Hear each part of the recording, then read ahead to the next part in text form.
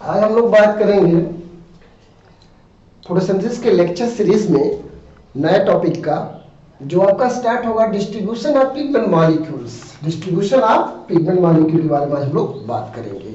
आज हम लोग बात करेंगे कैसे distribution of pigment molecule thylakoid membrane के अंदर होता है। यहाँ से अगर आप देखें तो आपके एग्जाम में CSIR में 3-4 बार क्वेश्चन आया हुआ है। Stack, non stack, appressed, non appressed region में कहाँ पिगमेंट मॉलिक्यूल का डिस्ट्रीब्यूशन किस रूप में होता है, ठीक है, ये नाम आपको जानना जरूरी होता है। और आप देखें TGT, PGT और नीट के एग्जाम में भी यहाँ से क्वेश्चन आता है पिगमेंट सिस्टम फर्स्ट कहाँ थाइलेक्वाइड मेम्ब्रेन में किधर डिस्ट्रीब्यूट होता है, पिगमेंट सिस्टम 2 किधर होता है, और ATP सिंथेस किधर डिस्ट्रीब्यूशन होता है, इसकी लोकेशंस कहाँ है क्लोरोप्लास्ट के अंदर। तो इस तरह के क्वेश्चन आपके एग्जाम में आते रहते हैं। तो जो लोग भी तैयारी कर रहे हैं TGT, PGT और नीट या CSIR की तैयारी कर रहे हैं, उनको अगर देखेंगे तो यहाँ से क्वेश्चन जरूर रहता है। Good evening to all of you. Good evening, good evening सबको, गुड इवनिंग। चलिए देखिए, आज हम लोग टॉपिक आज स्टार्ट करेंगे। पिछले लेक्चर पे किसी कोई डाउट हो तो क्वेश्चन पूछ सकता है। लास्ट लेक्चर में मैंने आपको बात किया था लाइट फैक्टर्स क्या होता है, उसके पहले मैंने आपको बात किया था पिगमेंट मॉलिक्यूल के बारे में बताया था, फिर इसके पहले मैंने हिल रिएक्शंस के बारे में बताया था, और सारे फैक्टर को एक एक करके मैं आपको बताते जा रहा हूँ। आज हम लोग बात करेंगे कि जो पिगमेंट सिस्टम है, जो पिछले लेक्चर पर हमने एक और चर्चा की थी, क्वांटम यील्ड क्या होता है, रेड ड्रॉप क्या होता है, इमर्शन इनहैंसमेंट इफेक्ट के बारे में चर्चा की थी। अगर आपने इन वीडियो को नहीं देखा है तो जाके जरूर हमारे YouTube चैनल को सब्सक्राइब करिए, और वहां पे देखेंगे लाइक सब्सक्राइब जरूर करिए, और वहां से आपको नोटिफिकेशन मिलेगा मेरी सभी प्रीवियस वीडियो के बारे में। उस वीडियो को देखेंगे तो एक सीरीज में आपको फोटोसिंथेसिस बहुत अच्छी तरीके से समझ में आएगी। अदरवाइज अगर आप डायरेक्ट इस पार्ट को देखेंगे तो बहुत सारी बातें आपको समझ में नहीं आ पाएगी। अगर आपको लेक्चर को बहुत अच्छी तरह समझना है तो प्रीवियस लेक्चर को जरूर सुनिए। उसी क्रम में मैं आपको बताते चल रहा हूँ कि फोटोसिंथेसिस में क्या क्या परिवर्तन हो रहा है। Good evening to all of you. Good evening.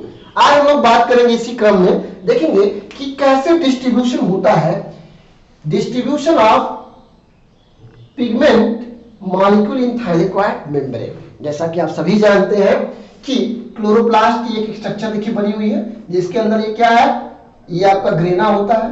Grana किससे बनता है, कई सारे थाइलेक्वाइड लैमेली से बना होता है। Grana consist of many thylakoid, thylakoid से बना होता है। और थाइलेक्वाइड के अंदर क्या होता है, क्वांटासोम होता है। Thylakoid consist of many quantasome, और quantasome consist of many pigment molecule. यही पिगमेंट मॉलिक्यूल जो लाइट को एब्जॉर्ब करते रहते हैं और क्या करते हैं, बाद में इलेक्ट्रॉन को इमिट करते हैं। इलेक्ट्रॉन ट्रांसपोर्ट चैन चलती है और ATP और NADP का निर्माण होता रहता है। इस तरह से देखेंगे कि क्लोरोप्लास्ट में 2 पार्ट, स्ट्रोमा और ग्रेना। ग्रेना में क्या होता है, लाइट रिएक्शन होता है, और स्ट्रोमा में क्या होता है, डार्क रिएक्शन होता है। जो ग्रेना होता है वो consist of many thylakoid lamellae. तो ये क्या होता है, थाइलेक्वाइड, ये थाइलेक्वाइड है जो क्वाइन के रूप में एक दूसरे के ऊपर स्टैक हुआ है। तो इस तरह से देखेंगे, अगर हम एक ग्रेना के स्ट्रक्चर को देखें तो आप देखेंगे कि ये क्या है, क्लोरोप्लास्ट स्ट्रक्चर है, डबल मेम्ब्रेन स्ट्रक्चर है, और इसके बाद इसमें क्या ये है, ये आपका स्ट्रोमा का रीजन है। ये सब क्या है, स्ट्रोमा का रीजन है। और इसके बीच में हमने सिर्फ एक थाइलेक्वाइड को दिखाया है, एक थाइलेक्वाइड को दिखाया है। अगर आप देखिए एक थाइलेक्वाइड का देखिए तो इसके स्ट्रक्चर में क्या होता है, एक थाइलेक्वाइड के अंदर आप देखेंगे तो ये क्या होगा, एक थाइलेक्वाइड, सिंगल थाइलेक्वाइड लैमेली को देखिए तो ये क्या होगा, इसका मेम्ब्रेन पार्ट होगा, मेम्ब्रेन होगा ये वाला पोर्शन, और ये क्या होता है, थाइलेक्वाइड ल्यूमेन। ये क्या होता है, थाइलेक्वाइड ल्यूमेन होता है। अगर एक आप थाइलेक्वाइड को अलग करेंगे तो उस थाइलेक्वाइड में क्या क्या आपको दिखेगा, ये बीच में क्या दिखेगा, ल्यूमेन। इसके बाहर क्या होगा, देखिए ये थाइलेक्वाइड लैमेली है, एक थाइलेक्वाइड है, इसके बाहर क्या है, स्ट्रोमा है, और इसके अंदर क्या है, ये बीच वाला पोर्शन क्या है, थाइलेक्वाइड ल्यूमेन है, और इसके बाहर की चारों तरफ क्या है, आपका स्ट्रोमा है। तो एक थाइलेक्वाइड स्ट्रक्चर को देखेंगे तो इसके बाहर ये वाला पोर्शन क्या है, स्ट्रोमा है, और बीच वाले पार्ट को ल्यूमेन कहते हैं, और अंदर वाले थाइलेक्वाइड मेम्ब्रेन होता है। तो जो पिगमेंट मॉलिक्यूल होते हैं ना, जितने भी पिगमेंट मॉलिक्यूल होते हैं वो कहां डिस्ट्रीब्यूट होते हैं, थाइलेक्वाइड मेम्ब्रेन के अंदर। कहां पे आते हैं, इसी थाइलेक्वाइड मेम्ब्रेन में P680 और P700 ATP सिंथेस ये सारे के सारे आपके क्या होते हैं, लगे रहते हैं, सबके सब कंपाउंड कहां लगे होते हैं, थाइलेकोइड मेम्ब्रेन के अंदर। तो आपको पता चल गया एक grana consist of many thylakoid lamellae. एक थाइलेकोइड को आप अलग कर लेंगे ना तो उसके अंदर देखेंगे कौन कौन सा रीजन होगा। एक थाइलेकोइड की अगर बात करें तो थाइलेकोइड के एक स्ट्रक्चर आपको ये समझ में आ जाना चाहिए। जब आपको ये समझ में आएगा तभी आप इजीली समझ पाएंगे। यहाँ पे एक थाइलेकोइड के अंदर, good evening to all of you, good evening. आप देखेंगे एक थाइलेकोइड की स्ट्रक्चर अगर आप देखोगे इसमें क्या स्ट्रक्चर होता है, एक थाइलेकोइड में बीच में क्या होता है, ल्यूमेन होता है, ल्यूमेन रीजन होता है। ये क्या होता है, इसी के अंदर आपको देखिएगा P680 pigment system, P700 cytochrome B6 complex, B6 complex, और इसी में क्या होता है एटीपी सिंथेज, एटीपी सिंथेज। ये सारे डिस्ट्रीब्यूट रहते हैं। ये देखिए इसी थाइलेकोइड, ये क्या है, थाइलेकोइड मेम्ब्रेन है। इसी मेम्ब्रेन के अंदर ये सारे के सारे क्या होते हैं, डिस्ट्रीब्यूट होते हैं, जो पिगमेंट मॉलिक्यूल होते हैं। तो आपने देखा P680 क्या है, पिगमेंट सिस्टम 2 है, P700 क्या है, पिगमेंट सिस्टम फर्स्ट है। तो आपको ये जानना है आज के टॉपिक में, अगर आप CSIR का पेपर सॉल्व करें तो 3 बार आया होगा पिगमेंट डिस्ट्रीब्यूशन के बेस पे क्वेश्चन आया है। एक बार पूछा पिगमेंट सिस्टम 2 किस तरफ डिस्ट्रीब्यूट होता है, stack region, non stack region, appressed region, non appressed region. तो इन टर्मों को आपको जानना होगा। तो आपने देखा कि जितने भी पिगमेंट मॉलिक्यूल होते हैं वो कहां डिस्ट्रीब्यूट होते हैं, थाइलेकोइड मेम्ब्रेन के अंदर डिस्ट्रीब्यूट होते हैं। देखिए थाइलेकोइड क्या है, ये मेम्ब्रेन है, ये वाला कौन सा पोर्शन है, मेम्ब्रेन है, और ये क्या होता है, ल्यूमेन होता है। ल्यूमेन की साइड में क्या होता है, फोटोलिसिस ऑफ वाटर होता है। क्या होता है, फोटोलिसिस ऑफ वाटर होता है। यहाँ पे H2O का ब्रेकडाउन होता है, H2O का ब्रेकडाउन होता है इस साइड में। तो फोटोलिसिस ऑफ वाटर कहाँ होगा, थाइलेकोइड ल्यूमेन में होता है। और पिगमेंट मॉलिक्यूल फर्स्ट और पिगमेंट मॉलिक्यूल ट्यूब यानी पिगमेंट सिस्टम फर्स्ट यानी P700 और P680 ये जो कहा होता है, थाइलेकोइड मेम्ब्रेन के अंदर होता है। और उसी के बीच में साइटोक्रोम B6 कॉम्प्लेक्स भी पाया जाता है। एक तरफ क्या होता है, एटीपी सिंथेज लगा होता है, इसी में क्या होता है, प्लास्टोक्विनोन पाया जाता रहता है। तो आप देखेंगे ये सारे के सारे कहां पाए जा रहे हैं, इसी मेम्ब्रेन के अंदर पाए जा रहे हैं। तो ये स्ट्रक्चर आपको जानना जरूरी है, ये स्ट्रक्चर आपको जानना जरूरी है। सबको समझ में आ रहा है, क्लोरोप्लास्ट का स्ट्रक्चर समझ में आ रहा है, एक बार मेरे को रिस्पांस करें। सबको समझ में आ रहा है कि नहीं, बातें क्लियर दिख रहा है कि नहीं ब्लैक बोर्ड पे आपको, कोई प्रॉब्लम सबको समझ में आ रहा है कि नहीं। लाइट देखिए, बढ़ा लीजिए लाइट। देखिए क्या होता है, सभी लोग रिस्पांस करो, सबको समझ में आ रहा है कि नहीं, हैव एनी प्रॉब्लम, ठीक ना।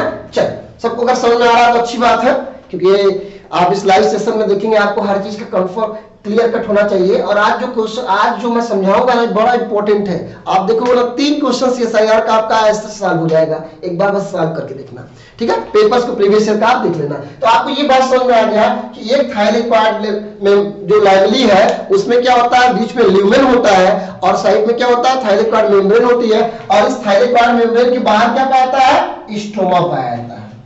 ये क्या पाया जाता है, स्ट्रोमा पाया जाता है। ये चारों तरफ क्या है, स्ट्रोमा का रीजन होता है, बीच में क्या होता है, ल्यूमेन। अब आपसे क्वेश्चन पूछे कि फोटोलिसिस ऑफ वाटर, जो हिल साहब ने रिएक्शन बताया था फोटोलिसिस ऑफ वाटर, वो कहां होता है, तो क्या रिजल्ट दोगे आप, ल्यूमेन। H2O का ब्रेकडाउन कहां होता है, फोटोलिसिस ऑफ वाटर ल्यूमेन में होता है। अगर आपसे पूछे pigment system first, pigment system 2, plastoquinone, cytochrome B6 complex, पीस और एटीपी सिंथेज, ये सब किधर डिस्ट्रीब्यूट होते हैं, तो आप बताना कि थाइलेकोइड मेम्ब्रेन में पाए जाते हैं। सब कहां पाते हैं, थाइलेकोइड मेम्ब्रेन में पाते हैं। अब हमको क्या करना है, कुछ टर्म जानना बहुत जरूरी होता है। जैसे मैंने कहा ना, ये बात आपको समझ में होपफुली आ गई होगी। देखो CSIR में TGT PGT एग्जाम हो या नीट के पेपर में है, वो क्या पूछता है, थाइलेकोइड का कुछ स्ट्रक्चर के रूप में पूछता रहता है कि आपको ये जानना है कि अप्रेस रीजन क्या होता है। थाइलेकोइड लैमेली में अप्रेस रीजन क्या होता है,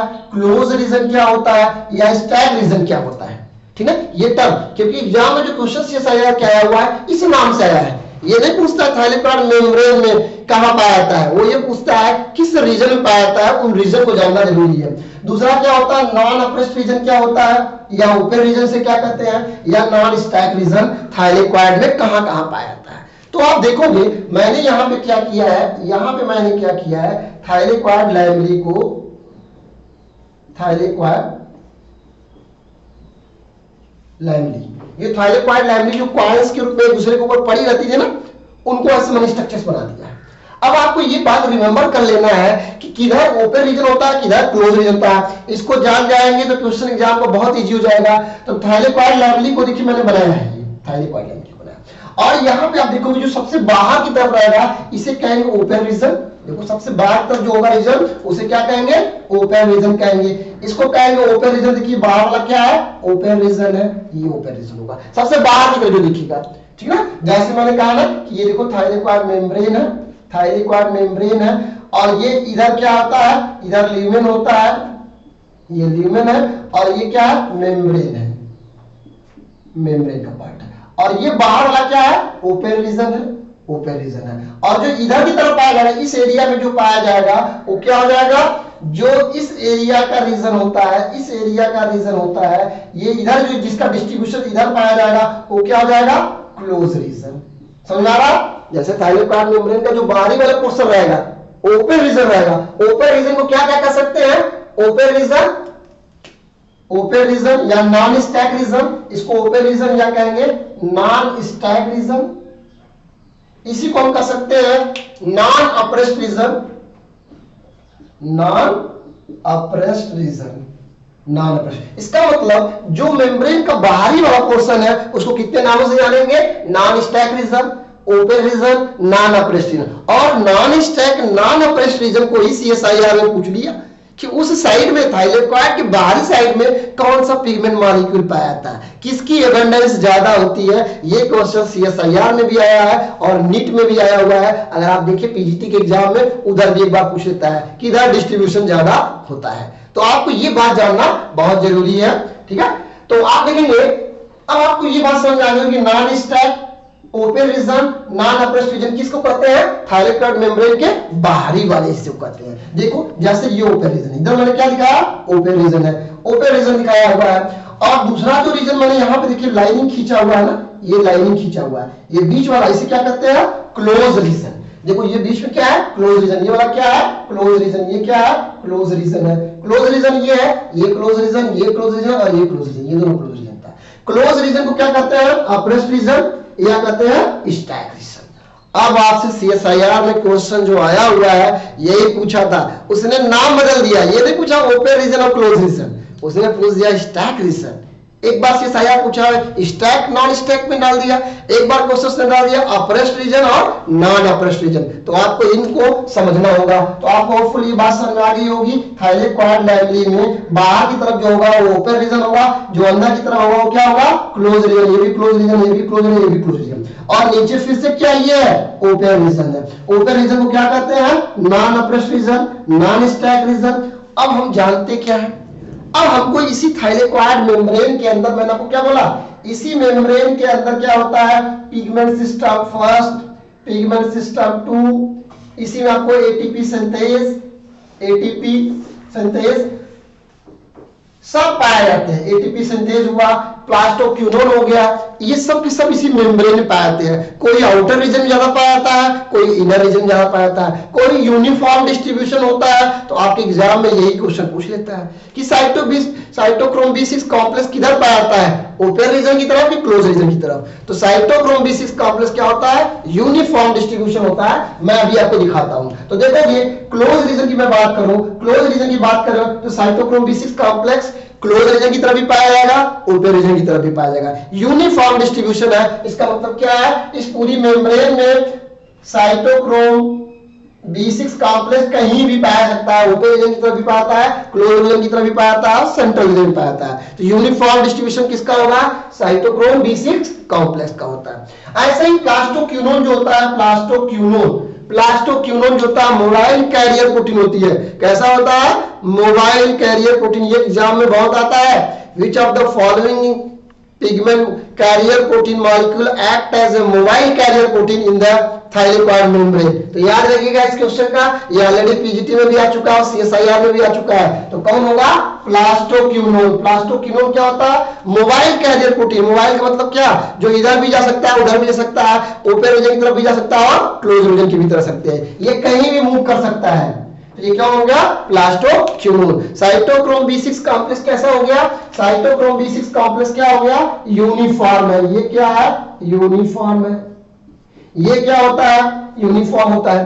अब देखिए, फिर देखना क्या लिखा है?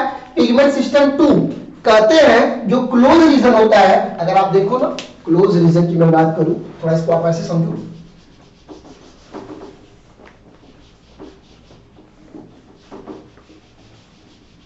जो अब देखिए, कहने का मतलब क्या होता है कि अगर ये थाइलेकोइड मेम्ब्रेन है, थाइलेकोइड मेम्ब्रेन ये आपकी है, तो आप देखोगे मैंने आपको क्या बोला? Cytochrome B6 complex. B6 complex क्या होता है? यूनिफॉर्म है। यूनिफॉर्म डिस्ट्रीब्यूशन है, मतलब ये सब तरफ पाई जाती है। ऊपर रीजन की तरफ भी आती है, क्लोज रीजन में यहां भी पाई जाएगी, यहां भी पाई जाएगी, यहां भी पाई जाएगी, यहां भी सब तरफ पाई जाएगी। इसका सब तरफ होता है। दूसरा मैंने बताया प्लास्टोक्विनोन। प्लास्टोक्विनोन क्या होता है? मोबाइल कैरियर प्रोटीन है, बहुत इंपॉर्टेंट है। मोबाइल कैरियर प्रोटीन है जो मेम्ब्रेन के इस रीजन में भी जा सकता है, उस रीजन में भी जा सकता है, यानी क्लोज रीजन की तरफ भी पाया सकता है, ओपन रीजन की तरफ भी पाया सकता है। That is the mobile carrier. Mobile carrier protein होता है, कैरियर प्रोटीन होता है। फिर हमारे सामने आता है, अगला हमारे सामने आता है कि एटीपी सिंथेज। तो एटीपी सिंथेज के बारे में आप जान लो कि ये कितना इंपॉर्टेंट है। एटीपी सिंथेज जो होता है ये ओपन रीजन की तरफ पाया जाता है। एटीपी सिंथेज किधर पाया जाता है? ओनली ओपन रीजन की तरफ पाया जाता है। ओपन रीजन की तरफ कहां पाया जाता है? देखिए लिखा गया है ना, देखो एटीपी सिंथेज। एटीपी सिंथेज मैंने लिखा है, सिर्फ किधर लिखा है? ओपन रीजन की तरफ पाया जाता है, ओपन रीजन की तरफ पाया जाता है।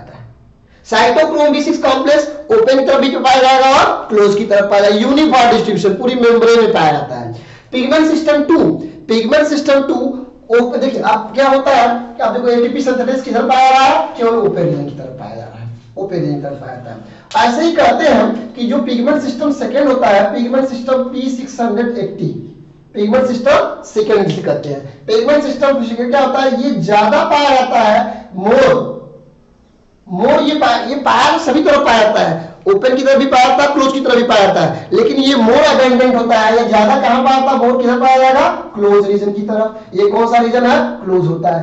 ऐसे ही आपका पिगमेंट सिस्टम फर्स्ट जो होता है, ये भी क्या होता है? ज्यादा पाया जाता है, किस तरफ? रीजन की तरफ पाया जाता है, पिगमेंट सिस्टम फर्स्ट, यानी P700। ये P700 क्या होता है? ज्यादा किधर पाया जाएगा? ऊपर रीजन की तरफ पाया जाएगा, लेकिन इसका डिस्ट्रीब्यूशन ऐसा नहीं है क्लोज रीजन की तरफ नहीं होता है, ये क्लोज रीजन की तरफ। देखिए पिगमेंट सिस्टम फर्स्ट, ये भी किधर पाया जा रहा है? क्लोज में पाया जा रहा है। प्लास्टोक्विनोन, तो प्लास्टोक्विनोन के बारे में हमने बताया कि ये किधर पाया जाता है? ये क्या? मोबाइल कैरियर प्रोटीन है, ये सब तरफ पाया जाएगा घूम घूम के, चाहे ऊपर रीजन चाहे क्लोज होता है। पिगमेंट सिस्टम सेकंड को देखिए मोर मैंने लिखा है, इसका मतलब मोर एबंडेंट है। क्लोज रीजन की तरफ पिगमेंट सिस्टम क्या है? 2 ज्यादा है, ये क्या है? मोर है। और फिर मैंने लिखा है pigment system first, PS1 pigment system first. जो पिगमेंट सिस्टम फर्स्ट है ये भी पाया जाता है क्लोज रीजन की तरफ, लेकिन ये ज्यादा नहीं पाया जाता है, ये क्या पाया जाता है? कम पाया जाता है। यानी आप ये नहीं कह सकते पिगमेंट सिस्टम फर्स्ट ओनली इधर ही पाया जाता है, ये इधर भी पाया सकता है। तो इस तरह से आप देखेंगे कि क्लोज रीजन जो होता है, क्लोज रीजन कहां पाया जाता है? साइड की तरफ पाया जाता है, कि नहीं तो क्लोज रीजन कर सकता है। जो क्लोज रीजन था वहां cytochrome B6 complex, uniform distribution सभी जगह पाया जाएगा। फिर इसके बाद पिगमेंट सिस्टम 2, ये ज्यादा पाया जाएगा क्लोज रीजन की तरफ। पिगमेंट सिस्टम फर्स्ट, ये कम मात्रा में उधर पाया जाएगा, पाया तो जाएगा लेकिन कम मात्रा में पाया जाएगा। प्लास्टोक्विनोन क्या है? मोबाइल है, मोबाइल नेचर का होता है, ये दोनों तरफ पाया जा सकता है। फिर अब देखो ओपन रीजन की तरफ, इधर की तरफ, ये ओपन रीजन है। ओपन रीजन में केवल एक कौन सा कैरियर प्रोटीन केवल ओपन रीजन में पाई जाती है? इसका जवाब सीएसआईआर पूछा हुआ है, ओनली एटीपी सिंथेज। ये इंपॉर्टेंट है, ओनली एटीपी सिंथेज जो होता है। देखिए ओपन एटीपी सिंथेज क्या लिखा है? मैंने ओनली लिखा हुआ है, केवल ये किधर पाई जाती है? Open ATP synthase.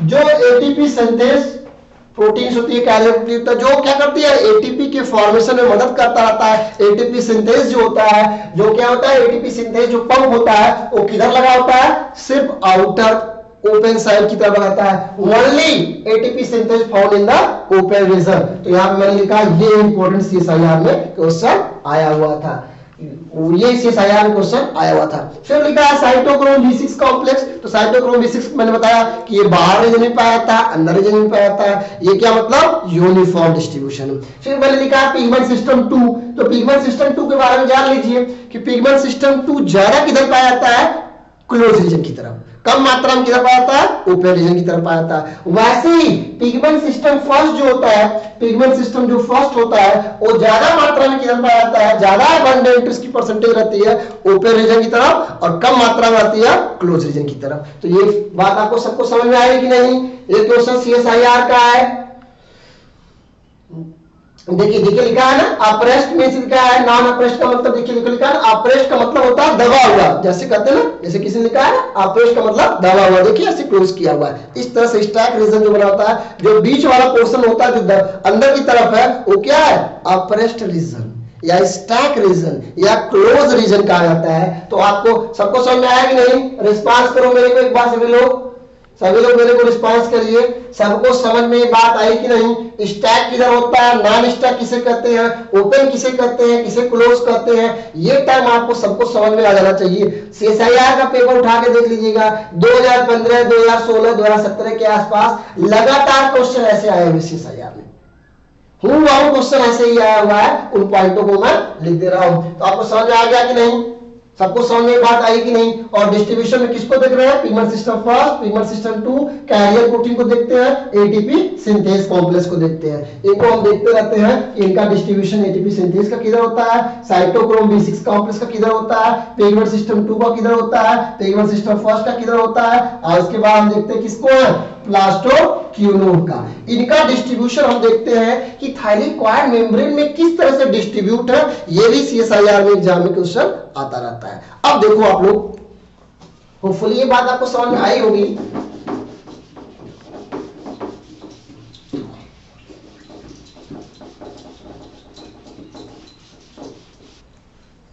आपको कुछ पॉइंट्स याद रखना है, जैसे मैं यहां पे मेम्ब्रेन बना दे रहा हूं, देखो आप लोग,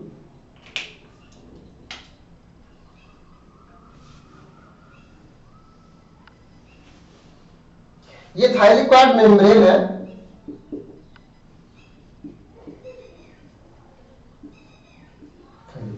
इधर क्या है, जैसे मैंने बोला ना कि आप स्ट्रक्चर ऐसे समझो, ये स्ट्रक्चर, ये क्या है, अंदर वाला क्या है, ल्यूमेन है, बाहर वाला क्या होता है, स्ट्रोमा होता है।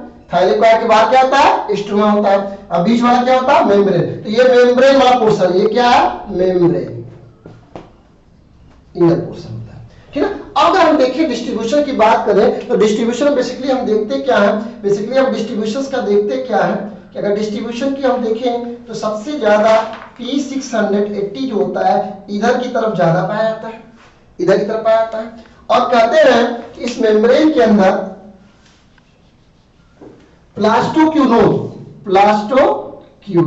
प्लास्टोक्यूनोन कैसा होता है, प्लास्टोक्यूनोन के कहते हैं कि ये क्या होता है, मोर इधर पाया जाता है, मोर इस साइड पे आता है। प्लास्टोक्यूनोन कैसा होता है, मोबाइल कैरियर होता है। मोबाइल का मतलब मेम्ब्रेन के इधर उधर कहीं भी जा सकता है, ठीक। तीसरा मैंने बताया साइटोक्रोम B6 कॉम्प्लेक्स, ये कैसा होता है, यूनिफॉर्म होता है, यूनिफॉर्म डिस्ट्रीब्यूशन होता है, इधर ही पा सकता है, इधर ही पा सकता है। और ये रीजन कैसा है, ओपन रीजन है, और ये रीजन कैसा है, क्लोज रीजन है। मैंने बताया था ना, ओपन को क्या कहते हैं, नॉन अप्रेस्ड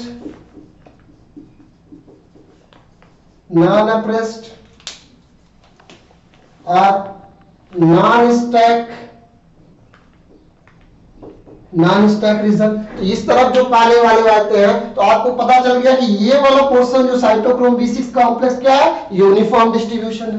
प्लास्टोक्यूनोन क्या है, मोबाइल कैरियर प्रोटीन है, इधर भी जा सकता है, इधर भी जा सकता है। साइटोक्रोम B6 कॉम्प्लेक्स मैं कह रहा हूं कि ये इधर ज्यादा पाया जाता है, इसका मतलब कि ये किधर रीजन है, ये क्लोज रीजन है, ये क्लोज रीजन था। तो इसका मतलब ये इधर भी पाया जा सकता है, यहां भी पाया सकता है, यहां भी, लेकिन ज्यादा किधर पाया जाएगा, क्लोज रीजन की तरफ। ठीक है, ऐसे ही यहां पे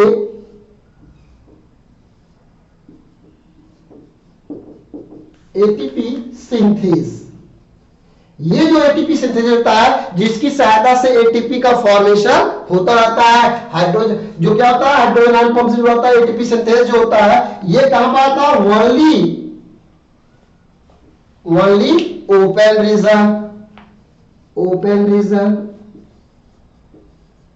देखिए रोहित जी ने पूछा प्लास्टिक क्यूरन मोबाइल है, ये भी यूनिफॉर्म हुआ है, इसका मतलब स्वाभाविक सी बात है, जो मोबाइल नेचर का होगा ये इधर उधर कहीं भी जा सकता है, यूनिफॉर्म इसका डिस्ट्रीब्यूशन नजर आ जाएगा। ठीक ना, साइटोक्रोम B6 कॉम्प्लेक्स जैसे क्या होता है, देखिए ये मोबाइल इसलिए मैंने कहा कि इसका स्थान क्या यहां भी हो सकता है, यहां भी जा सकता है, यहां भी सकता है, यहां भी सकता है, इसका ग्रेडियंट क्या है, कहीं भी ये मूव कर सकता है, लेकिन साइटोक्रोम B6 कॉम्प्लेक्स की पोजीशन क्या होती है, यूनिफॉर्म, यहां पाया जा सकता है, लेकिन ये मोबाइल कैरियर प्रोटीन नहीं है, ध्यान रखिएगा। रोहित जी आपके क्वेश्चन का जवाब है that is the not mobile carrier protein cytochrome B6 complex, only the plastoquinone. ठीक है, ये बात आपको समझ में आना चाहिए। फिर इसके बाद हमारे पास पी, दूसरा क्या होता है, हमारे पास एक सिस्टम ये भी जुड़ा हुआ है जहां हमारे पास है P700। तो P700 क्या होता है, कहते हैं मोर डिस्ट्रीब्यूशन किधर होता है, मोर किधर होता है, ओपन रीजन की तरफ, लेकिन मैं कहने का मतलब क्या है, मोर अबंडेंट, मतलब ये ओपन की तरफ ज्यादा पाया जाएगा, तो नीचे भी पाया सकता है, क्लोज की तरफ भी इसका डिस्ट्रीब्यूशन रहेगा, इधर भी डिस्ट्रीब्यूशन इधर भी रहेगा, लेकिन इसका ग्रेडियंट कहते हैं इस क्लोरोफिल पिगमेंट मॉलिक्यूल का डिस्ट्रीब्यूशन ज्यादा किधर होता है, ओपन रीजन की तरफ होता है। तो ये बात आपको समझ में आई कि नहीं, ये बात भी समझ में आपको आ गई होगी। अब आपके सामने स्टेटमेंट मैं लिख दे रहा हूं, रिसर्च जो एग्जाम में आते हैं इनको आपको रिमेंबर कर लेना है। कौन कौन से स्टेटमेंट है देखो थोड़ा सा आप लोग, जैसे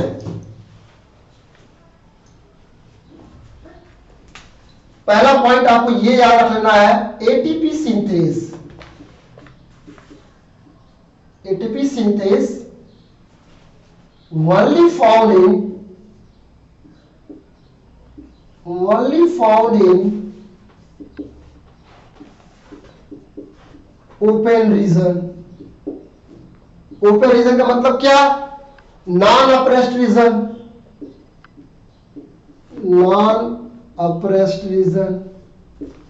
और नॉन स्टैक रीजन। दूसरा पॉइंट हमको ये ध्यान रख लेना है, साइटोक्रोम B6 कॉम्प्लेक्स जो होता है that is the uniform distribution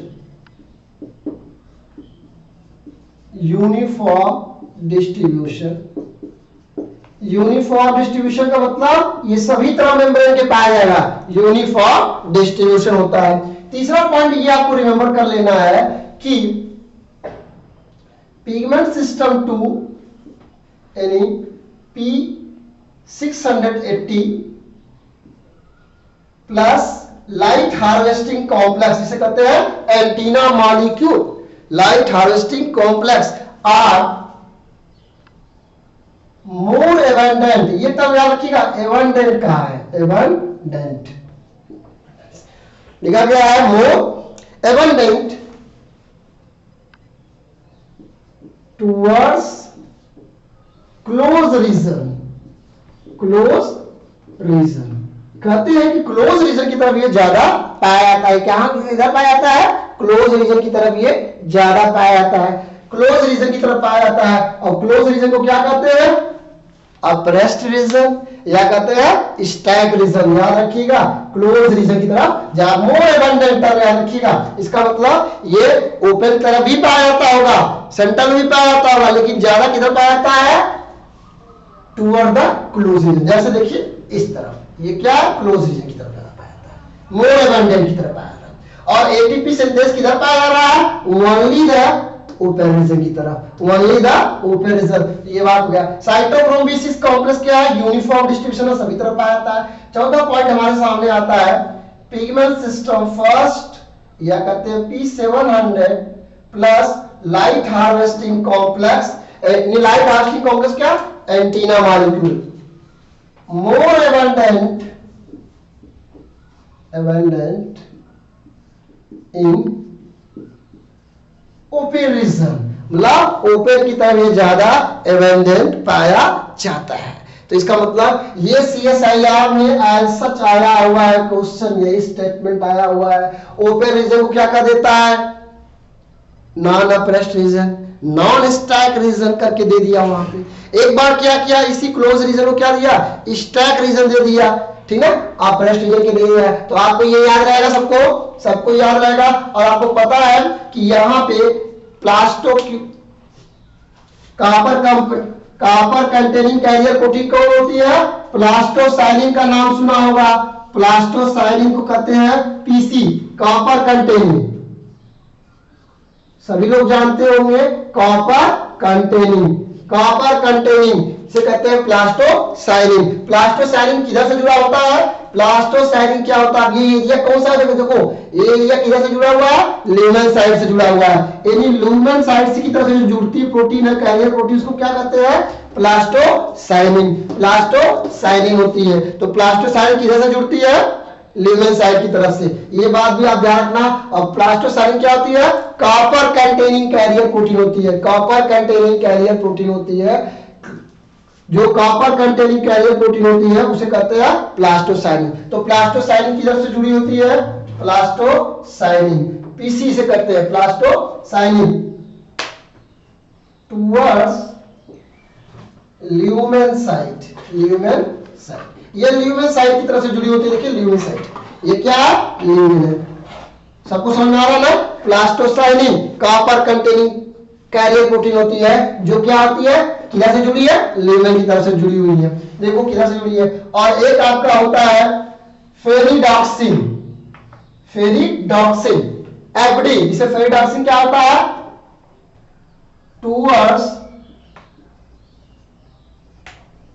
open stroma side से जुड़ी होती है। किधर से जुड़ी होती है, स्ट्रोमा साइड से, फ्रॉम स्ट्रोमा साइड। ये स्ट्रोमा साइड से जुड़ा हुआ होता है। इसका मतलब ये कहां जुड़ा होगा, ये कहां जुड़ा हुआ है, आप देखिए इसको, तो आप इसको देखोगे ये इसके बगल में जुड़ा होता है। ये कहां जुड़ा होता है, अगर आप इसको देखोगे स्ट्रक्चर्स को, तो ये कहां जुड़ा होगा, यहाँ पे जुड़ा रहता है। इसे कहते हैं फेरिडॉक्सिन ऐसे जुड़ा हुआ रहता है। और इसके बगल में क्या होता है, एटीपी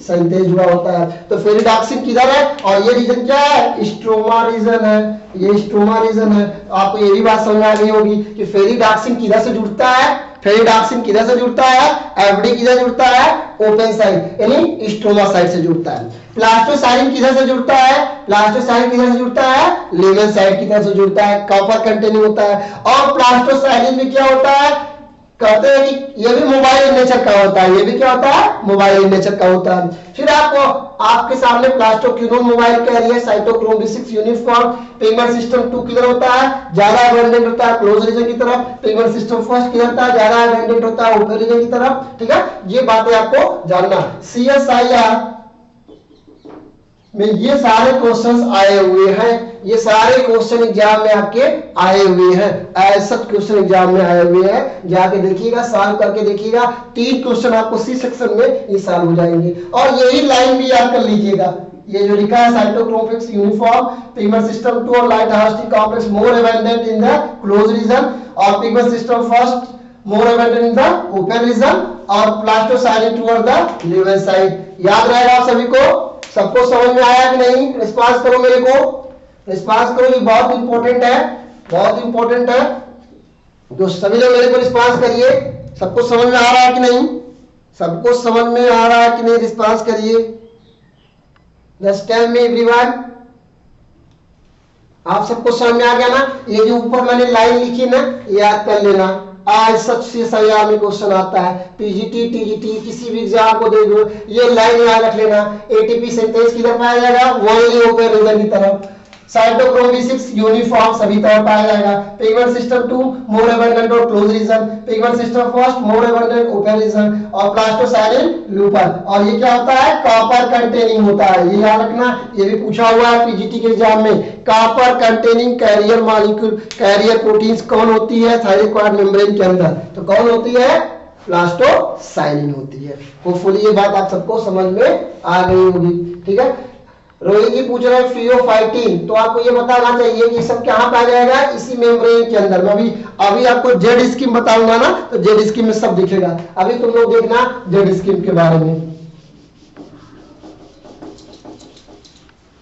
जेड स्कीम के बारे में देखो, ये अभी आप आगे देखो। एफईएस क्या होता है, एफईएस क्या होता है, ये सब भी क्या होता है, एफईएस जो पाया था यही पाया था, सब ये मेम्ब्रेन के अंदर पाया था। निधि जी एफईएस कहां पाया जाएगा, इसी मेम्ब्रेन के साइटोक्रोम B6 कॉम्प्लेक्स में एफईएस जुड़ा होता है। साइटोक्रोम B6 कॉम्प्लेक्स के पास ही एफईएस होता है, यानी क्या है, मेम्ब्रेन के बीच पाया जाएगा। अभी आप देखो, आप लोग आपके सभी क्वेश्चन का जवाब मिलेगा पिगमेंट सिस्टम को। मैं और भी लिखा होगा जितनी कैरियर प्रोटीन होती है, ये मैंने मेजर को बताया जो मुख्य मुख्य होते हैं।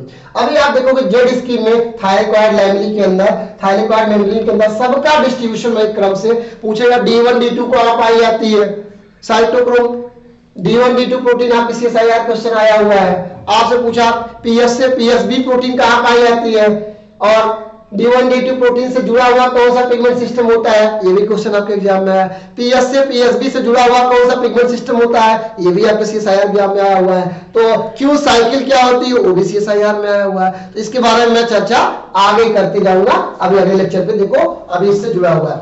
अभी आप जान लीजिए कि पिगमेंट सिस्टम जो होता है, अब आपको ये समझ आ गया होगा,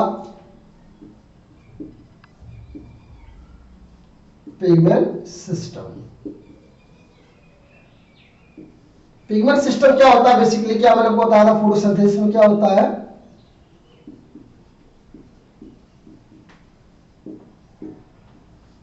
फोटोसिंथेसिस के अंदर, और आपको मैंने बताया था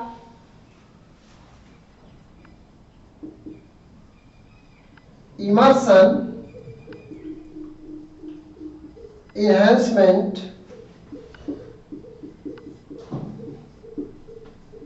इफेक्ट से हमको दो पता चल गया था, एक पिगमेंट सिस्टम फर्स्ट होता है और एक पिगमेंट सिस्टम क्या होता है, 2 होता है। ये कहां से आया, इस रिजल्ट से आया। आपको बताया था ना कि पिगमेंट सिस्टम फर्स्ट और पिगमेंट सिस्टम 2 की ओरिजिन हायर प्लांट के अंदर पिगमेंट सिस्टम फर्स्ट और 2 दोनों का आया था। ये प्रूफ किसने किया था, रावर्ट इमर्सन के इनहांसमेंट इफेक्ट में, जब उन्होंने दिया था शॉर्ट वेवलेंथ की लाइट और लॉन्ग वेवलेंथ की लाइट को कंबाइन दिया था, तो पता चला कि 2 पिगमेंट सिस्टम काम करता है। एक होता है P700 क्लोरोफिल पिगमेंट मॉलिक्यूल होता है, और दूसरा कौन होता है, P680 होता है। P680 होता है जो क्या होता है, शॉर्ट वेवलेंथ में काम करता है, शॉर्ट वेवलेंथ रेड लाइट में काम करता है, रेड लाइट। ये क्या होता है, लॉन्ग वेवलेंथ में काम करता है, और ये किस लाइट में काम करता है, फार रेड में काम करता है, फार रेड टाइम में काम करता रहता है। मैंने बताया था ना, इमर्सन साहब ने अपना एक्सपेरिमेंट किया था। अगर आपको बात में समझ में आया तो पिछला लेक्चर जाके देखिएगा, इमर्सन एनहांसमेंट इफेक्ट के बारे में हमने डिटेल से बताया है, रेड ड्रॉप बताया था। अभी हम लोग बात करेंगे कि इससे रिजल्ट हमको सामने आया, 2 पिगमेंट सिस्टम के बारे में आया, pigment system, pigment system. Pigment system में क्या होता है, एक होता है पिगमेंट सिस्टम फर्स्ट और एक होता है pigment system 2। Pigment system first और पिगमेंट सिस्टम 2 में 2 रीजन होता है। एक होता है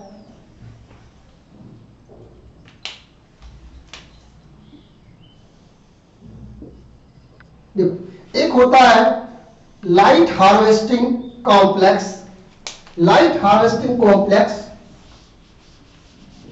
लाइट हार्वेस्टिंग कॉम्प्लेक्स,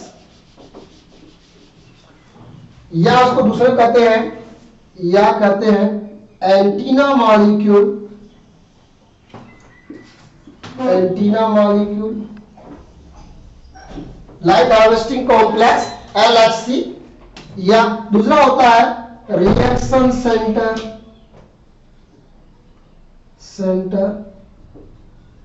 और कोर मॉलिक्यूल्स। इसी रिएक्शन सेंटर या कोर मॉलिक्यूल को कहते हैं क्या है पिगमेंट सिस्टम फर्स्ट में P700। ये क्या होता है कोर पिगमेंट मॉलिक्यूल होता है। और इधर भी होता है लाइट हार्वेस्टिंग कॉम्प्लेक्स या एंटीना मॉलिक्यूल पिगमेंट सिस्टम 2 में। और यहां पे जो रिएक्शन सेंटर जो होता है या कोर मॉलिक्यूल जो होता है वो कौन होता है P680। ये बात समझ में आ रही है। अब आपको ये जान लेना है कि पिगमेंट सिस्टम क्या होता है प्लांट्स के अंदर, हायर प्लांट्स या कहते हैं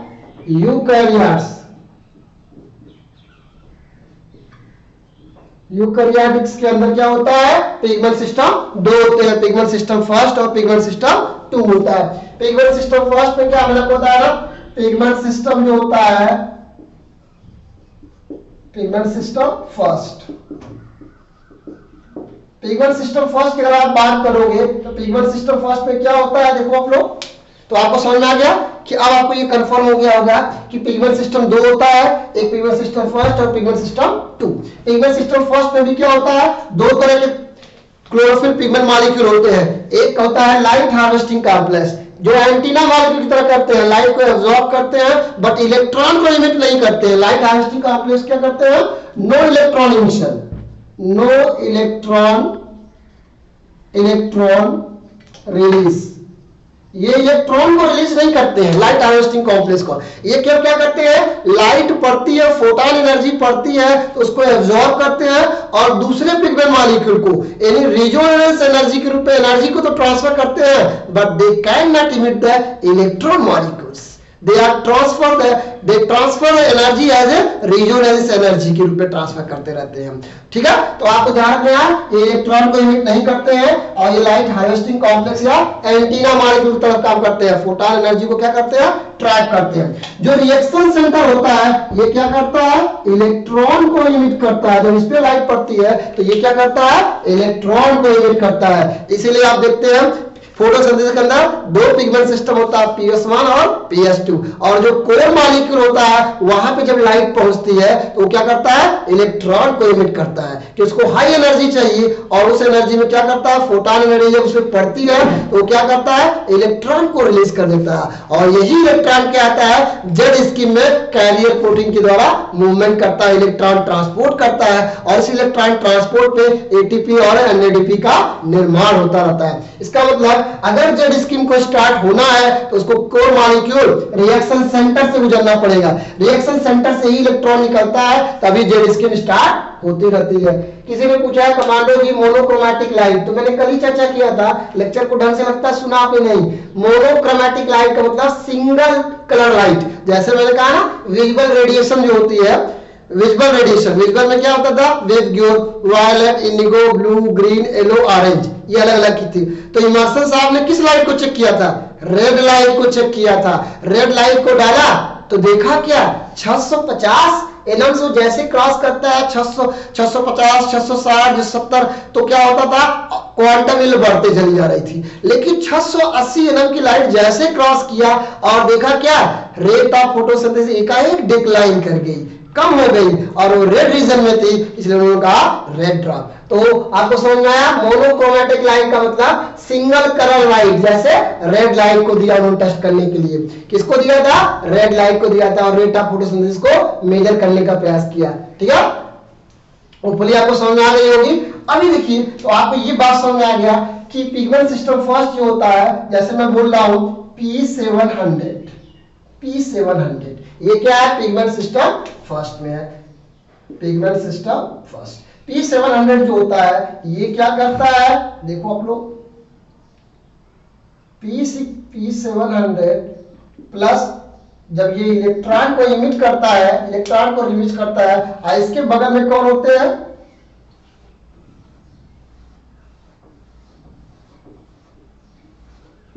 ये जो बगल वाले होते हैं इन्हें कहते हैं लाइट हार्वेस्टिंग कॉम्प्लेक्स।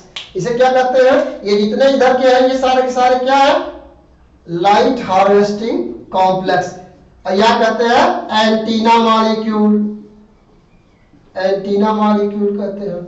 और जो सेंटर में है वो कौन है, ये कौन है, रिएक्शन सेंटर, या कहते हैं रिएक्शन सेंटर या कोर मॉलिक्यूल, इसे कहते हैं रिएक्शन सेंटर या कोर मॉलिक्यूल। आपको ये समझ में आ रहा होगा। तो ये एंटीना मॉलिक्यूल करते क्या है, जब लाइट पड़ती है इनके ऊपर, लाइट पड़ती है तो ये सब के सब देखिए क्या है अगल बगल चारों तरफ, ये एंटीना मॉलिक्यूल या रिएक्शन सेंटर होते हैं। ये क्या करते हैं, पहला वाला मान लीजिए क्लोरोफिल जो होता है 660 है, दूसरा वाला क्या है क्लोरोफिल 670 है, तीसरा है क्लोरोफिल 680 है, 600 है, और अगला क्या है सबसे लास्ट P700 है।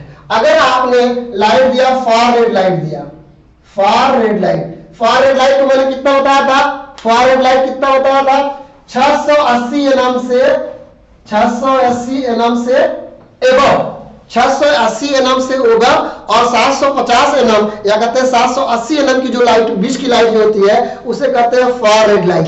और 650 से लेके देखो, अब देखो 650 से लेकर के 680 तक का रेंज जो होता है, ये बात आप ध्यान रख लीजिए, इसको ऐसे समझ लो कि 650 से लेकर के 680 nm तक की लाइट को कहते हैं रेड लाइट,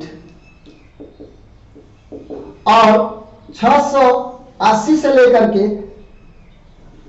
750 या 780 nm तक की लाइट को क्या कहते हैं, far red light. Far red light मैंने आपको बताया था, फार रेड लाइट। तो आप देखो ये क्या है, far red light, far red light. तो देखिए क्या होता है, जब ये फार रेड लाइट कहते हैं लॉन्ग वेवलेंथ, वेवलेंथ, और जो रेड लाइट कहते हैं शॉर्ट वेवलेंथ लाइट, क्योंकि क्या है इसकी वेवलेंथ इस रेड लाइट की कम है, फार रेड की रेड लाइट क्या है, ज्यादा है। तो जब देखिए, जब पहली बार फार रेड लाइट दिया गया 680 nm से ज्यादा लाइट दिया गया, तो ये सब के सब इस पे आएंगे, और यहां पे जब लाइट पड़ेगी तो आपको पता है 680 से ज्यादा अगर आप दे रहे हैं तो ये सब को ट्रैक करेंगे ही नहीं, मैंने बोला। अब देखो, अगर लाइट आपको 680 nm से ज्यादा की दिया, ये जितने भी पिगमेंट मॉलिक्यूल देखो अगल बगल है, ये सारे के सारे कौन होंगे, 680 बाद क्या होगा, क्लोरोफिल पिगमेंट 685, 690, 695, और फाइनली क्या होगा 700। तो आपको पता है कि ये जो 685, 690, 695 है, ये सब तो लाइट लेंगे, 680 से हमने ऊपर कर दिया, लाइट आपने वेवलेंथ 685 वेवलेंथ की दिया, 690 का दिया, 695 की दिया, तो ये सब के सब क्या करेंगे, लाइट को, फोटॉन एनर्जी को chlorophyll molecule, pigment molecule trap तो करेंगे, लेकिन ये सब क्या करेंगे, इलेक्ट्रॉन को इमिट नहीं करेंगे, क्योंकि वो एनर्जी इतनी सफिशिएंट नहीं होती है। वो क्या करते हैं, इलेक्ट्रॉन को ट्रांसफर नहीं करते हैं रिजोनेंस एनर्जी ग्रुप में, एनर्जी को ट्रांसफर करते हैं कैसे, रिजोनेंस एनर्जी ग्रुप में ट्रांसफर करते हैं। कैसे ट्रांसफर करते हैं देखो आप लोग,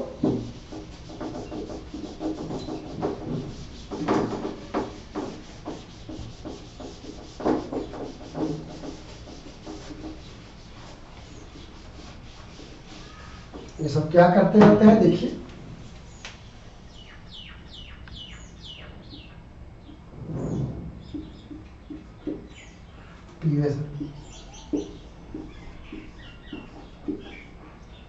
ये क्या, लाइट हार्वेस्टिंग कॉम्प्लेक्स या एंटीना मॉलिक्यूल। और पता चला आपने इधर से लाइट दिया, कौन सी लाइट, 680 nm की लाइट, यानी क्या कौन सी लाइट दिया इसके ऊपर, far red light, far red light, far red light दिया। तो मान लीजिए इसके बगल में ये जो पिगमेंट मॉलिक्यूल पड़े हुए हैं, ये कितने कितने के, 680 के बाद 685, 690, 695। तो आपको पता है ना, लाइट 685 वाला पाएगा, लाइट 695, 90 पाएगा, लाइट किसको पा रहा है, 650। तो ये क्या करेंगे कि जैसे ये लाइट पाएगा ये इसको ट्रांसफर करेगा, ये इसको ट्रांसफर करेगा। तो यहाँ पे जो लाइट हार्वेस्टिंग कॉम्प्लेक्स है, ये क्या करते हैं, do not emit, do not release electron. ये इलेक्ट्रॉन को रिलीज नहीं करते हैं, they are not going to release the electron, they are transfer energy, transfer energy, transfer energy. और ट्रांसफर एनर्जी कैसे करते हैं? As resonance energy, resonance energy के रूप में क्या करते हैं? सब ट्रांसफर करते जाते हैं अपने से अगले वाले क्लोरोफिल पिगमेंट मॉलिक्यूल को, और सब के सब ये इसको ट्रांसफर करेगा। फाइनली ये कहां पहुंचेगा? P700 के पास। जो कोर मॉलिक्यूल है, जो उसका लीडर है, कहते हैं जो रिएक्शन सेंटर है, जो कोर मॉलिक्यूल है, जहां पे क्या होता है? चार्ज सेपरेशन होता है। क्या होता है? चार्ज सेपरेशन होता है, चार्ज सेपरेशन होता है। और यहाँ पे चार्ज सेपरेशन होता है P700 के पास में, और ये रिलीज क्या करता है? रिलीज इलेक्ट्रॉन रिलीज को करता है। ये किसको करता है? इलेक्ट्रॉन को रिलीज करता है। और इसी इलेक्ट्रॉन रिलीज होने के साथ में क्या होता है? जेड स्कीम स्टार्ट हो जाती है, इलेक्ट्रॉन ट्रांसपोर्ट चल क्या आती है? स्टार्ट हो जाती है। जैसे ये क्या किया? इसने इलेक्ट्रॉन को इमिट किया, इलेक्ट्रॉन को इमिट किया, और P700 क्या हो गया? ये क्या था? ग्राउंड स्टेज में था, ग्राउंड स्टेज में था। अभी जब उसने क्या किया? इलेक्ट्रॉन को रिलीज किया, एक इसमें पहुंच गया, एक्साइटेड स्टेज में पहुंच गया, एक्साइटेड स्टेज में पहुंच गया, स्टेज पहुंच गया। और ये क्या हो गया? जैसे इसने इलेक्ट्रॉन को रिलीज किया, ये क्या हो गया? प्लस हो गया। तो ये क्या हो गया? जो इलेक्ट्रॉन को रिलीज करता है, जो इलेक्ट्रॉन को रिलीज करता है वो किस फॉर्म में आता है? ऑक्सीडाइज हो जाता है। जो इलेक्ट्रॉन को टेकअप करता है वो क्या होता है? रेडियल फॉर्म में आता है। ठीक है। राहुल जी ने पूछा है कि फास्फोरेसेंस और फ्लोरेसेंस क्या होता है? डोंट वरी, आगे मैं आता हूं, अभी आता हूं। मेरे आपके आप लोग के हर क्वेश्चन का जवाब आपको मिलेगा, बस लेक्चर वाइज सुनते जाओ। अभी मैं लाइट पढ़ेगी, कैसे एब्जॉर्ब करेगी, फ्लोरेसेंस क्या होता है, फास्फोरेसेंस क्या होता है, एनर्जी रिजोनेंस के रूप में कैसे ट्रांसफर होती है, हीट के रूप में कैसे रिलीज होती है, इलेक्ट्रॉन कब इमिट करती है, सबकी मैं चर्चा एक एक करके करूंगा। आपके क्वेश्चन का जवाब भी आएगा फ्लोरेसेंस और फास्फोरेसेंस के रूप में। ठीक है। तो आपने देखा कि जैसे P700 के पास इलेक्ट्रॉन गया, इसने रिजोनेंस एनर्जी के रूप में ट्रांसफर न करके चार्ज सेपरेशन किया, और क्या किया? इलेक्ट्रॉन को इमिट किया, इलेक्ट्रॉन को क्या किया? रिलीज किया। और इलेक्ट्रॉन को रिलीज करते ही ये क्या हो गया? ग्राउंड स्टेज से एक्साइटेड स्टेज में आ गया। और जब इसने रिलीज किया ये क्या हो गया? प्लस में हो गया। आपको पता है कि ये क्या होगा? जो कोई कैरियर प्रोटीन या पिगमेंट मॉलिक्यूल जब इलेक्ट्रॉन को इमिट करेगा, रिलीज करेगा, तो वो क्या होगा? अपने को तो ऑक्सीडाइज करेगा, और जो इसके इलेक्ट्रॉन को टेकअप करेगा वो क्या हो जाएगा? रिड्यूस हो जाएगा। यानी P700 क्या हो जाएगा? ऑक्सीडाइज हो जाएगा, ऑक्सीडाइज हो जाएगा। और जब इलेक्ट्रॉन जो इसको टेकअप करेगा, इसके आगे जो कैरियर प्रोटीन होगी, कैरियर प्रोटीन जो होगी इसको इलेक्ट्रॉन को टेकअप करेगी, तो ये क्या हो जाएगी? जो इसको लेगी वो क्या हो जाएगी? माइनस हो जाएगी। वो क्या हो जाएगी? रिड्यूस हो जाएगी। सबको समझ में आया कि नहीं? सभी लोग मेरे को रिस्पांस करो, सभी लोग रिस्पांस करिए कि पिगमेंट सिस्टम क्या होता है। हायर प्लांट के अंदर, यूकैरियोट्स के अंदर दो पिगमेंट सिस्टम मॉलिक्यूल पाए जाते हैं, दो पिगमेंट सिस्टम पाए जाते हैं। इस बात को किसने प्रूव किया? रॉबर्ट इमर्सन के इनहैंसमेंट इफेक्ट के द्वारा ये प्रूफ हुआ कि बैक्टीरिया के अंदर जो प्रोकैरियोट्स थे वहां एक ही पिगमेंट सिस्टम काम करता है, चाहे फर्स्ट या सेकेंड। लेकिन यूकैरियोट्स के अंदर दो पिगमेंट सिस्टम काम करते हैं, और दोनों साइमल्टेनियस साथ साथ काम करते हैं। दोनों कैसे काम करते हैं? साथ साथ पिगमेंट सिस्टम काम करते हैं। तभी क्या होता है? क्वांटम एनर्जी क्या होती है? ज्यादा होती है। एक बात हो गया। किसने पहली बार प्रूव किया? रॉबर्ट इमर्सन ने इनहैंसमेंट इफेक्ट के द्वारा। अब पिगमेंट सिस्टम में क्या होता है? पिगमेंट सिस्टम दो होता है, पिगमेंट सिस्टम फर्स्ट और pigment system two. Pigment system first को भी दो भाग में बांटा गया है। एक लाइट हार्वेस्टिंग कॉम्प्लेक्स या एंटीना मॉलिक्यूल होते हैं, लाइट हार्वेस्टिंग कॉम्प्लेक्स या एंटीना मॉलिक्यूल होते हैं, और दूसरा कौन होता है? रिएक्शन सेंटर, रिएक्शन सेंटर या कोर मॉलिक्यूल होता है। जो एंटीना मॉलिक्यूल होते हैं, जैसे एंटीना मॉलिक्यूल होता है ना, छत के ऊपर एंटीना लगा होता है, तो ये एंटीना मॉलिक्यूल करते हैं लाइट को एब्जॉर्ब करते हैं। तो यहाँ पे ये क्या है? लाइट को एब्जॉर्ब कर रहे हैं। ये सब क्या? लाइट हार्वेस्टिंग कॉम्प्लेक्स है, या एंटीना मॉलिक्यूल लाइट को एब्जॉर्ब कर रहे हैं। ये इलेक्ट्रॉन इमिट नहीं करते हैं, चार्ज सेपरेशन नहीं होता है। They are only transferring the energy in the form of resonance energy. Energy resonance energy के रूप में इलेक्ट्रॉन को क्या क्या करते हैं, एनर्जी को ट्रांसफर करते हैं। फर्दर जब ये एनर्जी जब हाई एनर्जी पहुंचती है किसके पास, P700 के पास, तो ये क्या है, कोर मॉलिक्यूल होता है, रिएक्शन सेंटर होता है। रिएक्शन सेंटर या कोर मॉलिक्यूल का नाम लिया जाए, इसका मतलब क्या है, जहां पे चार्ज सेपरेशन होता है और वहां से क्या होता है, इलेक्ट्रॉन इमिट होता है, और वही इलेक्ट्रॉन क्या करता है, जेड स्कीम को स्टार्ट कर देता है, और वही जेड स्कीम के द्वारा फिर क्या होता है, लाइट रिएक्शन कंप्लीट होती है। तो आप देखोगे इस तरह से आपको समझ में आ गया होगा कि लाइट रिएक्शन में क्या होता है, दो पिगमेंट सिस्टम होते हैं, और दूसरा पिगमेंट सिस्टम कौन होता है, पिगमेंट सिस्टम 2 होता है। वहां पे भी एक लाइट हार्वेस्टिंग कॉम्प्लेक्स, एक कोर मॉलिक्यूल। पिगमेंट सिस्टम 2 में कोर मॉलिक्यूल कौन हो गया, आपको ये बात अब समझ में आ गई होगी। अब आपको ये बात भी समझ में आ गई होगी। तो आप इस तरह से देखेंगे कि पिगमेंट सिस्टम क्या हो गया, पिगमेंट सिस्टम जो आपका है ये फर्दर क्या है, दो पार्ट में डिवाइड है, पिगमेंट सिस्टम फर्स्ट और पिगमेंट सिस्टम 2। पिगमेंट सिस्टम 2 में और पिगमेंट सिस्टम फर्स्ट में क्या होता है, एक लाइट हार्वेस्टिंग कॉम्प्लेक्स और एंटीना मॉलिक्यूल होते हैं, और दूसरा क्या होता है, रिएक्शन सेंटर और कोर मॉलिक्यूल।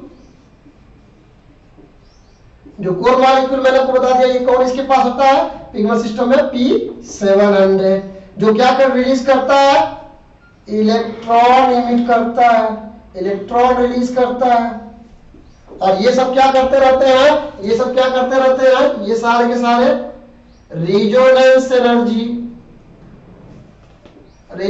एनर्जी को ट्रांसफर करते हैं, इलेक्ट्रॉन को इमिट नहीं करते हैं। ये भी पिगमेंट सिस्टम 2 भी क्या होता है, दो पार्ट में होता है, लाइट हार्वेस्टिंग कॉम्प्लेक्स या एंटीना मॉलिक्यूल,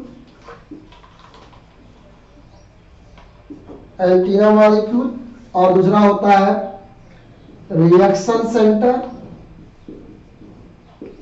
या कोर मॉलिक्यूल, और यहां पर होता है P600 एक्टिव होता है, जो क्या करता है, इलेक्ट्रॉन को इमिट करता रहता है, और यहाँ पे चार्ज सेपरेशन होती है। इस रिएक्शन सेंटर से दो प्रोटीन जुड़ी होती है, D1 और D2। ये CSIR में क्वेश्चन आया हुआ है, D1 और D2।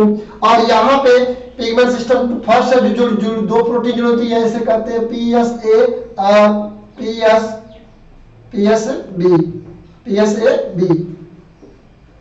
और PSB। तो ये CSIR में क्वेश्चन आया है। पिगमेंट सिस्टम फर्स्ट है, जहां चार्ज सेपरेशन होता है, जब प्राइमरी फोटोकेमिस्ट्री होती है, कौन सी दो कैरियर प्रोटीन उससे जुड़ी होती है, एसेसरी प्रोटीन जुड़ी होती है, PSA और PSB किससे, P700 से। और आपसे ये भी क्वेश्चन पूछता है, पिगमेंट सिस्टम 2 जो होता है P680 है, उससे कौन सी दो प्रोटीन जुड़ी होती है, D1 और D2 प्रोटीन, D1 और D2 प्रोटीन। ये भी आया है। अगले लेक्चर में चर्चा करूंगा क्या, जेड स्कीम के बारे में। तो आज आपको ये बात समझ में आया कि पिगमेंट सिस्टम, पिगमेंट मॉलिक्यूल का डिस्ट्रीब्यूशन थाइलेकॉइड मेम्ब्रेन के अंदर कैसे होता है। साथ साथ ये भी समझ में आया होगा कि कोर मॉलिक्यूल क्या होता है, रिएक्शन सेंटर क्या होता है, लाइट हार्वेस्टिंग कॉम्प्लेक्स क्या होता है। ये समझ में आया कि नहीं, सभी लोग रिस्पॉन्स करो। इतने लोग भी जुड़े हैं, समझ में आया कि नहीं आपको। अब आगे हम बात करेंगे जेड स्कीम के बारे में। अब आपके क्वेश्चन का जवाब आगे मिलेगा। D1 D2 प्रोटीन क्या, PSA PSB क्या होता है, plastocyanin, plastoquinone, cytochrome B6 complex, ये सब क्या होते हैं। और एक एक करके क्यू साइकिल क्या होती है, और आपको एक्चुअल पता चलेगा जेड स्कीम क्या होती है। अभी तक जो मैंने बातें की है, सिर्फ जितने भी लेक्चर्स लिए हैं, लाइट फैक्टर, वाटर कैसे काम करता है, कार्बन डाइऑक्साइड का रोल क्या है, एक एक करके मैंने अलग अलग करके बताया। अब हम लोग बात करेंगे light reaction, electron transport chain, that is the Z scheme के बारे में बात करेंगे। बताओ किसी कोई प्रॉब्लम, सभी लोग मेरे को कमेंट बॉक्स में लिखे। रिस्पांस समझ में आ रहा है कि नहीं सबको, ये क्वेश्चन समझ में आया कि नहीं सारे, आज जो मैंने पढ़ाया आपको समझ में आया कि नहीं, होपफुली आपको समझ में आया है। चलिए सबका रिस्पांस पॉजिटिव दिख रहा है, ठीक है। तो आज पेपर सॉल्व करिएगा, CSIR क्वेश्चन पेपर सॉल्व करिएगा, 3 क्वेश्चन आपका सॉल्व हो जाएगा ऐसे ही आपका, ठीक है। नेक्स्ट लेक्चर आपका होगा जेड स्कीम का। तो ठीक है, आज की क्लास इतना ही रहेगी। और नेक्स्ट टॉपिक आपका होगा Z scheme. Okay, thanks to all of you.